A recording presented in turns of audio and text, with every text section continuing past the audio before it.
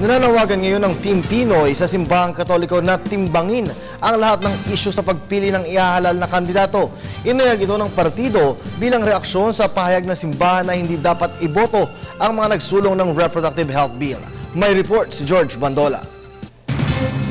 Matatalino na raw ang mga botante ngayon. Paniwala ng Team Pinoy, hindi basta naniniwala ang mga botante sa isang issue lang. Gaya na iginigit ng simbahan na hindi umano ito iboboto ang mga mambabatas na sumuporta at bumoto kaya naging batas ang Reproductive Health Bill. In an election, you have to continue reaching out to non-believers and trying to convert them. So, kami naman ang paniwala namin is most Catholics will not be single-issue voters. Nalulungkot naman si Team Pinoy Campaign Manager Franklin Drilon matapos sa kumalat ang mga posters ng Team Pinoy na ipinangalandakang team patay daw ng ilang propagandista sa isang sorte nito sa Bacolod City. We are saddened by that decision, but we respect it. Like any group, they could present their position before the electorate, and we will present our candidates, the positions that our candidates took, and leave it to the people to decide.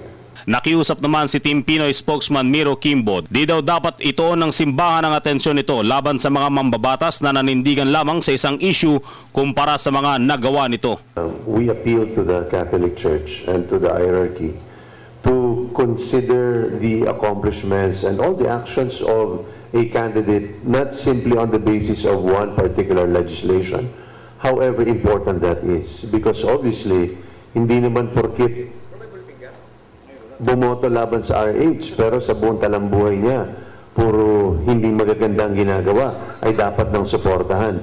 And neither should a candidate who has done many great things in Congress or many great things in his or her life, ay biglang hindi natin susuportahan dahil lamang sa paninindigan sa reproductive health. At tulad ng sabi namin is, umaapila kami na kung maaari sana ay bagamat hindi tayo nagkaroon ng parehong paninindigan. Target ng Team Pinoy lineup ang Mindanao ngayong linggo. Para sa Telebisyon ng Bayan, George Bandola.